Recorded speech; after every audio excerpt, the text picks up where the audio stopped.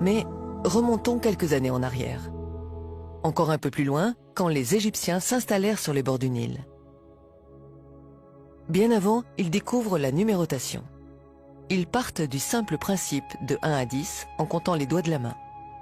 Ensuite, ils comptent les doigts des pieds, plus 10, et ainsi s'approprient la numérotation 10 par 10 par 10. C'est le même système que l'on utilise de nos jours. Après le langage, la numérotation est la deuxième chose que l'humanité a apprise, bien avant l'écriture. La numérotation par 10 est pour les humains la première porte d'entrée de la compréhension scientifique de l'environnement. C'est une sorte de pont entre le primitif et l'intelligence. Les Égyptiens observent que l'année est faite de 365 jours plus 1. Ils la découpent en 3 saisons de 4 mois, donc 12 mois. Les saisons s'appelaient inondation, germination et récolte.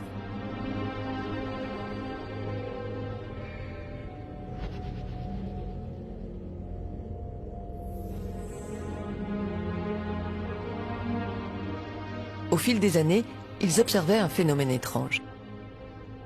Chaque année en été, durant une journée précise, le 14 juillet, une étoile, la plus brillante, se levait avec le soleil et quelques minutes plus tard, elle disparaissait dans la lumière. Le même jour, le Nil inondait les champs. Les crues étaient fertiles, indispensables à la vie pour produire la nourriture. Les Égyptiens ont divinisé cette étoile et l'ont appelée Sobdé ou Septi. C'est l'étoile qui annonçait les crues du Nil. Aujourd'hui, on l'appelle Sirius. Ce phénomène s'appelle la levée helladique du Sirius. C'est le premier jour de l'année égyptienne. S'en suivaient 5 jours de fête. Le Nil apportait le limon indispensable aux cultures. C'est pour cette raison que cette étoile était sacrée pour eux. Les terres étaient inondées pendant 3 à 4 mois consécutifs. Le travail dans les champs s'arrêtait, alors les Égyptiens remontaient dans les collines pour avoir les pieds au sec. Voilà, c'était parti pour 3 mois de vacances. Et ce fut ainsi pendant des milliers d'années, année après année. Cet épisode est occulté et n'est pas expliqué par les égyptologues. Ils ne parlent pas du tout des crues du Nil. Un esprit naïf se demande tout de suite, mais que faisaient-ils pendant 3 à 4 mois s'ils ne pouvaient pas cultiver les champs? Les Égyptiens vont faire 3 choses durant ces 3 à 4 mois de vacances. Observer, mesurer et tout noter. Dès le retour du Nil dans son lit, un gros problème avait surgi. Les limitations des champs avaient disparu.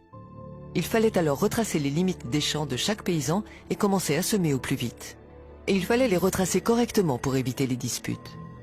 Ainsi, les Égyptiens commencèrent à tracer des lignes droites, des rectangles, des carrés, des diagonales, des cercles et des triangles avec des fils et des bâtons. Tout était noté sur des papyrus. Ce fut le début de la géométrie. Ils comprirent un fonctionnement fondamental de la nature. Tout est fractionné ou assemblé en petites unités égales. Cette constatation va leur servir tout au long de leur découverte. Il leur fallait aussi une unité de mesure pour bien délimiter les parcelles.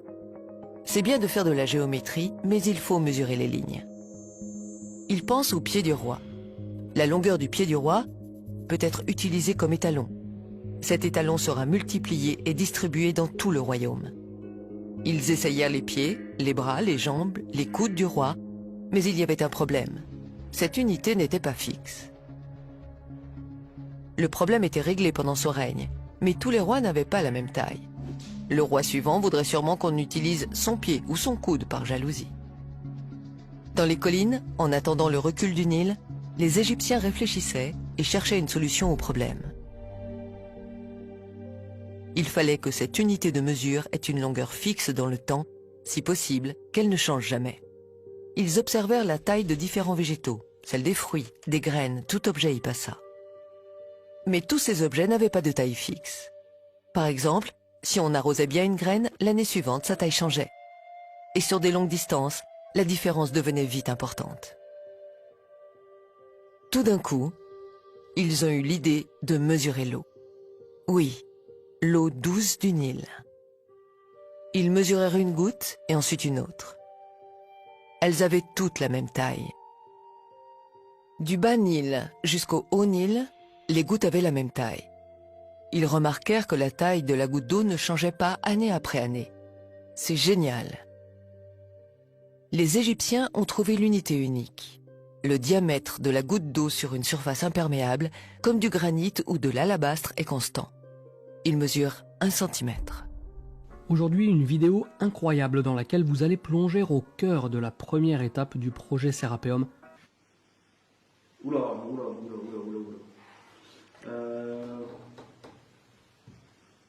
Donc ça c'est l'arête N sur le schéma.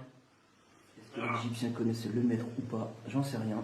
En plus t'as vérifié la mesure, hein, tu l'as mesuré 2 fois. Je double toutes les mesures à chaque fois. Ok. Donc là, on est 1 sur mètre. 1,000 mètre. 1 mètre pile mesuré au laser 2 fois de suite. Ils vont nommer cette petite unité doigt royal. 10 gouttes d'eau, soit 10 doigts royaux, égale une main royale. 100 gouttes d'eau, donc 100 doigts royaux, ou 10 mains royales, égale une jambe royale. Des siècles plus tard, on sortira ces découvertes des coffres secrets et on les renommera différemment. Le doigt royal sera appelé le centimètre, la main royale le décimètre et la jambe royale le mètre. On les présentera comme des découvertes récentes et on se les appropriera made in France. Le diamètre de la goutte d'eau douce mesure ce qu'on appelle aujourd'hui 1 centimètre. L'eau est une constante universelle. La taille de la goutte d'eau douce ne changera jamais pendant des milliers et des millions d'années. Oui, l'unité universelle, le mètre, n'a pas été inventée en 1780, mais elle fut découverte par les Égyptiens il y a des millénaires. Le mètre est une unité universelle parce qu'elle est mesurée sur l'eau. L'eau est la seule matière qui soit stable. Tous les autres matériaux ou objets sont difficiles à mesurer ou alors ils varient dans le temps. L'architecture de l'univers entier est construite sur cette unité. Sur le mètre, cette unité immuable, ont été définies les 6 unités fondamentales de la physique et de la chimie d'aujourd'hui.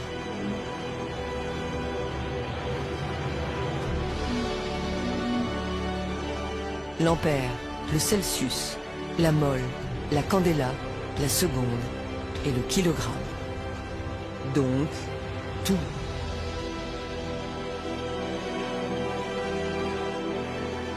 Maintenant que les Égyptiens ont découvert le mètre, ils peuvent tracer les parcelles sans problème. Avec le mètre, ils vont tout mesurer et tout noter.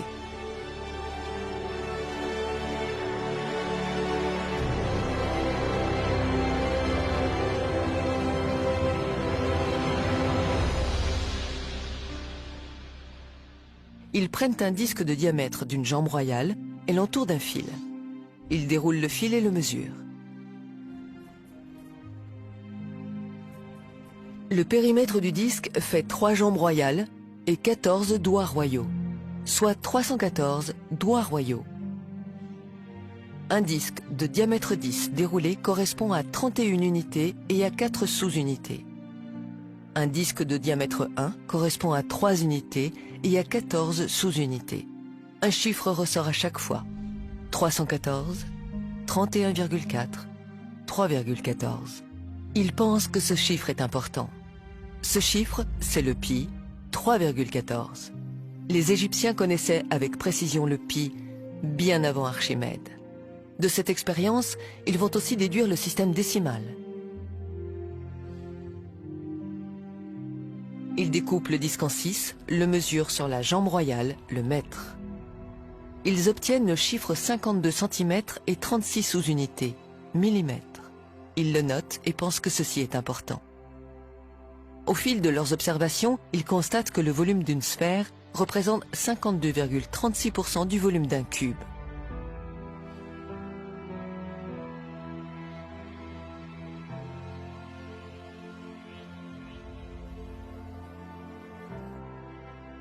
À chaque fois que le volume du cube et de la sphère augmente proportionnellement, ce chiffre ne varie pas.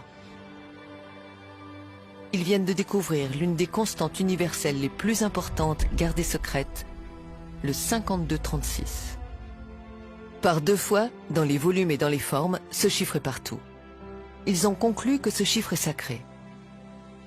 Les Égyptiens avaient découvert le chiffre 5236, qui est une constante universelle comme le pi et le phi. Le 5236 est une constante universelle importante, plus que le pi et le nombre d'or, puisqu'elle relie l'espace en 2D avec celui de la 3D.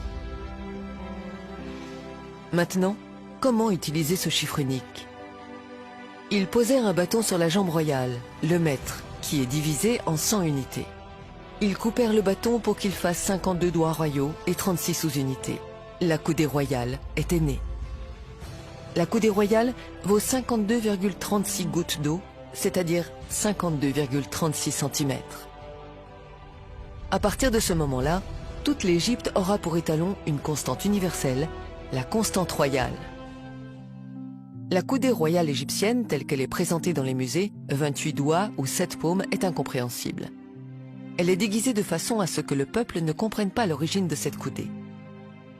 Peu importe qui a déguisé la coudée, mais quand on la pose sur un mètre, elle affiche 52 cm et 36 mm.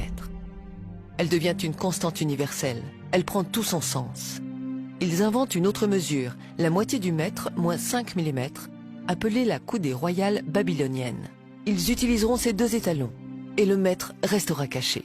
C'est pour cette raison que l'on retrouve partout le mètre dans la grande pyramide, puisque la coudée royale est graduée sur le mètre. Toute autre unité, le yard, le pouce, le mille marin, le pica, le pied, sont tous étalonnés arbitrairement ou gradués sur le mètre. Il n'y a rien d'universel ou d'invariable dans la nature qui mesure un pouce, un yard ou un mille.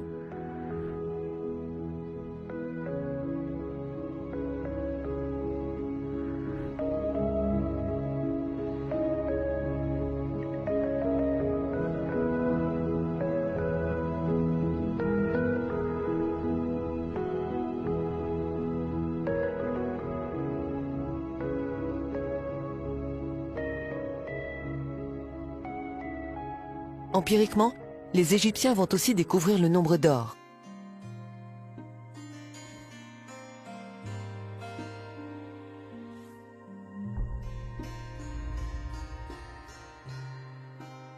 Ils raisonnent ainsi. Puisque les dieux ont utilisé ces chiffres sacrés partout dans la nature, pour que nous restions nous-mêmes reliés à la nature, nous devons les intégrer dans nos constructions et faire comme les dieux. Un raisonnement simple, mais de génie. Des principes sacrés. Les Égyptiens intégreront